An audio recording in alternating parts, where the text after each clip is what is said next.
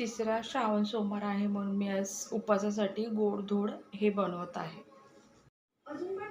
मी दूध तापवायला ठेवलेलं आहे. हे बघा, दूध तापवायला ठेवलेलं आहे. छानपैकी त्याला उकळी येऊ द्यायचं आहे म्हणून मी दूध पहिलं तापवायला ठेवलेली आहे. आता दूध छानपैकी उकळी मारलेलं आहे. छानपैकी आता हे बघा, कस्टर्ड पावडर आहे. हे कस्टर्ड पावडर मी वाटीत घेतलेलं आहे. आता थोडंसं त्याच्यामध्ये कोमट दूध टाकलेलं आहे. त्याला असं करून मी दुधामध्ये टाकत आहे. दुधामध्ये टाकून घेत आहे. छानपैकी दुधामध्ये टाकून त्याला छानपैकी असं ढवळून घेणार आहे, कारण खाली थोडंसं बुडायला लागेल म्हणून त्याला छानपैकी थोडंसं ढवळत थांबणार आहे. तिथे छानपैकी ढवळतीये. ढवळून झाल्यानंतर थोडंसं त्याला वाफेवर ठेवणार आहे. साखर आहे, 1 वाटी साखर घातलेली आहे मी त्याच्यामध्ये. लागेल तसं मी टाकेन थोडंसं म्हणून काढून ठेवलेली आहे. आणि मस्त ढवळत थांबलेली आहे. ढवळलं तेवढं त्याला खाली बूड लागणार नाही म्हणून थोडंसं चमच्याने ढवळायचं. त्याच्यानंतर थोडंसं साखर टाकून उकळीला ठेवलेली आहे मी.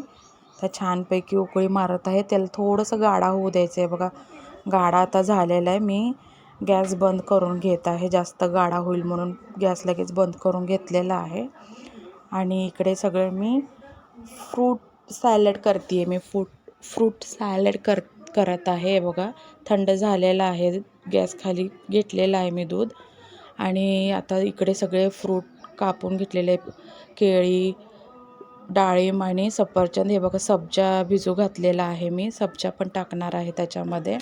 आता दूध छानपैकी थंड झालेलं आहे म्हणून मी त्याच्यामध्ये सगळं फ्रूट टाकून घेत आहे. केळी टाकत आहे, सफरचंद टाकत आहे, डाळिंब टाकून घेत आहे त्याच्यामध्ये.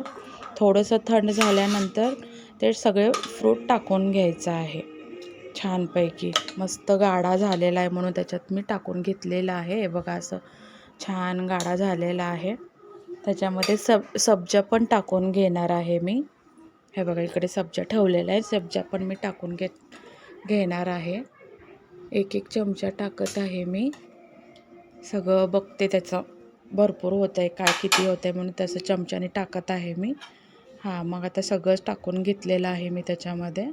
आणि मी असं दुपारी गोडधोड केलेलं आहे उपवासासाठी, खास श्रावण सोमवारीसाठी. हे बघा, असं छानपैकी केलेलं. आनवला पण आवडतं, आनवच्या डॅडीला पण आवडतं, मला पण आवडतं म्हणून मी असं हे केलेलं आहे. मस्त झालेलं. आता ह्याला मी फ्रीजमध्ये ठेवून घेते. आता छानपैकी झालेलं आहे. आता मी हे फ्रीजमध्ये ठेवणार आहे.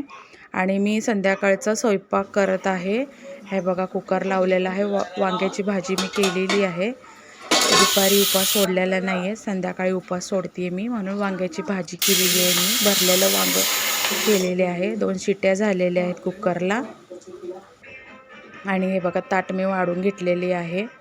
सगळं ताट वाढून घेऊन मग मी उपवास सोडायला बसलेली आहे. आता उपवास सोडायला मी बसत आहे. हे बघा, जेवायला उपवास सोडायला या तुम्ही पण. व्हिडिओ कसा वाटला कमेंट करून सांगा. लाईक करा, फॉलो करा, सबस्क्राईब करा. बसलेली आहे मी जेवायला. तुम्हाला व्हिडिओ कसा वाटला, फ्रूट सॅलड कसं केलं ते वाटलं ते सांगा, कमेंट करून सांगा. Good night.